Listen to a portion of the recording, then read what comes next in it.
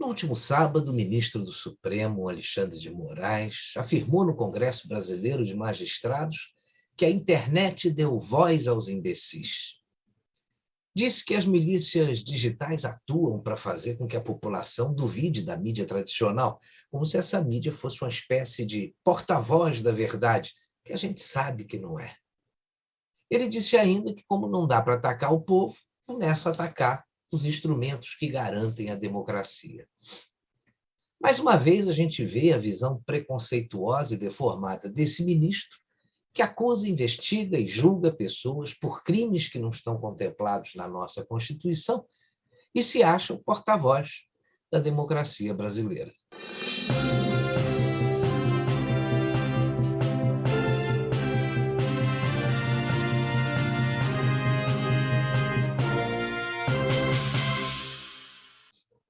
O ministro Alexandre de Moraes, ao dizer que a internet deu voz aos imbecis, só não esclareceu como deve ter se sentido seu colega Luiz Roberto Barroso com essa declaração, né?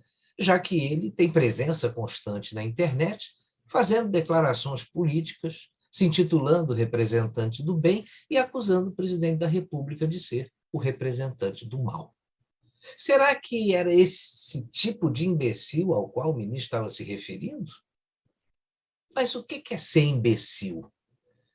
Imbecil é aquele que denota inteligência curta, né? Ou possui pouco juízo, um idiota, um tolo. E atribuir um rótulo desses a alguém é muito subjetivo, né? O ministro Alexandre de Moraes fez uma generalização perigosa.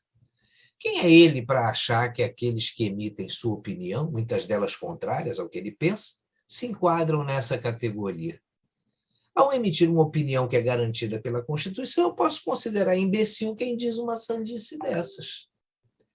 Para mim, imbecis podem ser indicados políticos que viram juízes e que anulam o julgamento de um ex-presidente da República que assaltou o país, que foi condenado em 3 instâncias e agora volta à cena política para disputar a presidência da República, querendo convencer a população de que ele foi inocentado. E não foi. Para outros, imbecil é quem diz que o presidente da República foi à Rússia para se encontrar com hackers e tentar inviabilizar o processo eleitoral brasileiro. Tem gente que acha que imbecil é um ministro do Supremo que participa de um evento intitulado Como Tirar um Presidente. Ou então, quem abre o processo contra o deputado que tem imunidade. Ou então contra um jornalista se utilizando de artifícios absurdos como flagrante perpétuo, e sem considerar o devido processo legal. Coisas como essas, que estão se tornando rotina e que não estão fundamentadas na nossa Constituição, nos levam a concluir que muitos imbecis estão ocupando a Praça dos Três Poderes. A perseguição do ministro Alexandre de Moraes ao deputado Daniel Silveira, por exemplo, é escancarada. Ele não aceita a graça concedida pelo presidente e acha que ela só vale depois que o plenário do Supremo julgá-la constitucional. Só que ela é totalmente constitucional e disso nem a AGU, nem juristas, nem os presidentes da Câmara e do Senado duvidam. Portanto, o que o STF pensa a respeito desse ato legítimo do presidente da República é irrelevante. Mais uma vez, eu quero deixar claro que nunca concordei com o que disse o deputado Daniel Silveira. Só que ele tem imunidade parlamentar por quaisquer palavras, opiniões e votos. Ponto final. Não cabe a ninguém, no meio do jurídico, querer reinterpretar o que diz claramente a Constituição no seu artigo 53. Juristas de reputação ilibada que participaram da Constituinte já revelaram aí qual foi a intenção daqueles que colocaram a palavra quaisquer nesse artigo que dá aos parlamentares o direito de se expressarem livremente sem medo de retaliações. É claro que os eventuais exageros deverão ser encaminhados e julgados pelas comissões de ética das respectivas casas legislativas. Para mim, imbecil é quem não entende isso, né?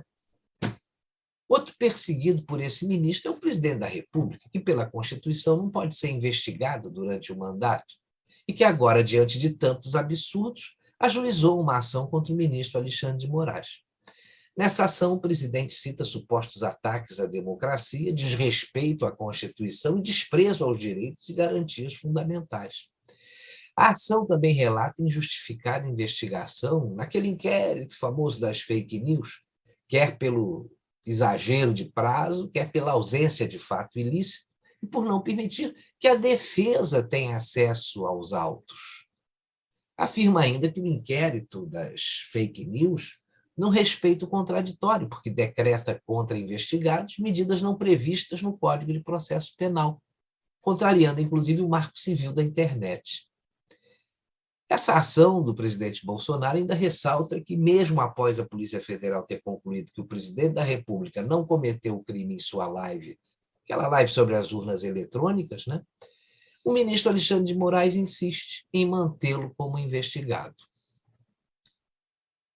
Só que o ministro sorteado para ser o relator desse processo foi justamente aquele que mandou abrir o inquérito ilegal das fake news, considerado pelo ex-ministro da Corte, Marco Aurélio Mello, como inquérito do fim do mundo, o ministro Dias Toffoli. Quer dizer, no mínimo, ele deveria se considerar impedido para relatar um processo como esse. Mas, além de não fazer isso, simplesmente rejeitou a notícia-crime que o presidente Bolsonaro apresentou contra o Alexandre de Moraes. Mas esperar uma atitude coerente de um ministro que, quando era advogado do PT, admitiu publicamente, em tom de galhofa, que um colega roubou um processo de uma vara para não condenar um cliente, parece algo impossível, né? Veja em que nível chegou o nosso Supremo. Quando deputados ou senadores de partidos de esquerda que não conseguem convencer os seus pares sobre determinadas questões no parlamento recorrem ao STF, aí o Supremo age com uma agilidade impressionante. Acarta todas as queixas, sobretudo se elas forem contra o governo. Mas quando se trata do presidente da República, a reação dos ministros da Corte é bem diferente, como a gente viu ontem. Hoje, muitos ministros do nosso Supremo mostram que tem lado, e esse lado parece que não é o lado da lei, do respeito à Constituição e nem em prol da harmonia entre os poderes. Aqueles que não compactuam com o viés ideológico deles, que se cuidem. A ética desses supremos ministros parece tortuosa e perversa. Eles conseguem eliminar a conexão entre autoria e culpa, e aí as pessoas não são mais julgadas como autônomas ou geradoras dos seus próprios atos, mas sim pelo espectro político ao qual estão vinculadas. Se for de esquerda, tudo é permitido. Ofender, denegrir, agredir, até deixar o sujeito voltar ao local do crime. Mas se for de direita, ou apoiador do atual governo, o sujeito já é rotulado aí de antidemocrático. O que a gente está vendo hoje é que a intenção subjetiva de um ato está importando mais do que o ato em si. Quem aceita esses descalabros passivamente vai acabar entrando na lista, viu? Na lista dos imbecis.